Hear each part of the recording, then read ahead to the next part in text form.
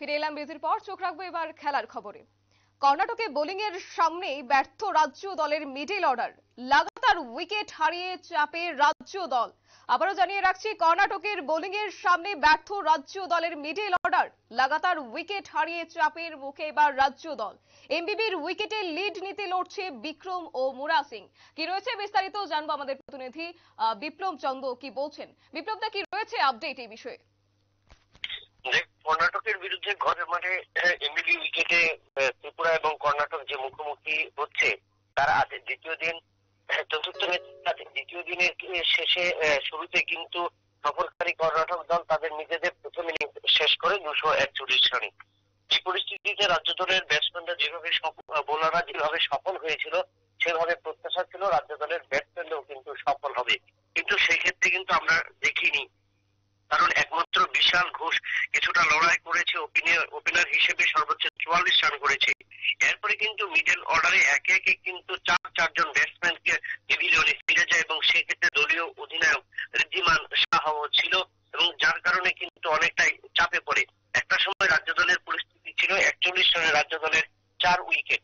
এই পরিস্থিতিতে দাঁড়িয়ে মণিশঙ্কর মুরা সিং এবং বিক্রম দেবনাথ কিছুটা লড়াই করে, এবং সেখানে কিন্তু মণিশঙ্কর মুরা সিং এর এখন উইকেটে রয়েছে 18 রানে অপরাজিত, এবং বিক্রম দেবনাথ অপরাজিত রয়েছে 22 রানে। তার কারণে কিন্তু এখন পর্যন্ত দিনের প্রায় দ্বিতীয় বেলাতে গিয়ে 52 ওভারে 6 উইকেট হারিয়ে রাজ্য দল 128 রান সংগ্রহ করেছে।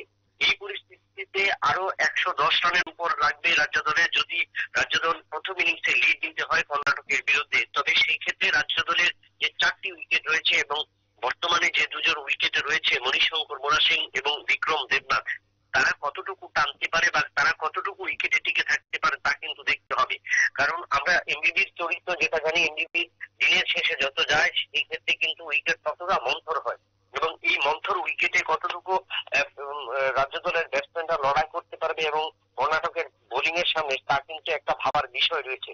তার পাশাপাশি আরেকটা জিনিস বলতে গেলে, যেখানে উইকেট রয়েছে, যে উইকেট এমবিবির উইকেট রয়েছে, সেখানে কিন্তু রাজ্য দলের ব্যাটসম্যানদের চেনা উইকেট, এবং এই চেনা উইকেটে রাজ্য দলের ব্যাটসম্যানরা যদি লড়াই করতে পারে, তো সেই ক্ষেত্রে কিন্তু ততটা একটা কঠিন নয়। কারণ আরো 110 রান লাগবে রাজ্য দলকে লিড নিতে হলে, এবং এই পরিস্থিতিতে হাতে রয়েছে 4টি উইকেট। এই 4টি উইকেট কতটুকু পারবে তা কিন্তু দেখতে হবে। তবে দিনের শুরুতে যেভাবে রাজ্য দল প্রত্যাশা নিয়ে ব্যাটিং শুরু করেছিল, একদিকে ওপেনার বিশাল ঘোষ যেখানে লড়াই করেছে, কিন্তু তারপর কিন্তু আমরা দেখেছি একে একে সব ব্যাটসম্যান কিন্তু চারজন ব্যাটসম্যান কিন্তু প্যাভিলিয়নে ফিরে যায়। সেক্ষেত্রে রাজ্য দলের এই চাপটা কিন্তু বর্তমান সময়ে বিক্রম দেবনাথ এবং মণিশঙ্কর মুরা সিং এর উপর এসে পৌঁছলো, এবং এই পরিস্থিতিতে মণিশঙ্কর মুরা সিং এবং বিক্রম দেবনাথ কিন্তু অনেকটা বড় দায়িত্ব নিতে হবে এই উইকেটে টিকে থাকতে হলে। আমাদের কালকে আগামীকাল তৃতীয় দিন, এবং তৃতীয় দিনের শেষে যখন উইকেট আরো ভাঙবে, সেক্ষেত্রে কিন্তু রাজ্য দলের ব্যাটসম্যানরাও কিন্তু অনেকটা চাপ থাকবে। তো কতটুকু চাপ উঠে খেলতে পারে এবং কতটুকু চাপ নিজেদের সেই জায়গাটা মোকাবিলা করতে পারে রাজ্য দলের ব্যাটসম্যানরা, তা কিন্তু দেখতে হবে। একদম, অসংখ্য ধন্যবাদ বিপ্লব দা তোমাকে। আমরা কথা বলছিলাম আমাদের প্রতিনিধি বিপ্লব চন্দ্রের সাথে। গোটা বিষয় সম্পর্কে তুলে ধরেছেন বিপ্লব চন্দ্র। অর্থাৎ বলাই যায় যে লাগাতার উইকেট হারিয়ে চাপেই রয়েছে রাজ্য দল, এবং সেই জায়গায় কিন্তু বলা যায় এমবিবি উইকেটে লিড নিতেই লড়ছে বিক্রম এবং মুরা সিং। নিয়ে নিচ্ছে ছোট্ট একটি বিজ্ঞাপন বিরতির সঙ্গে থাকুন।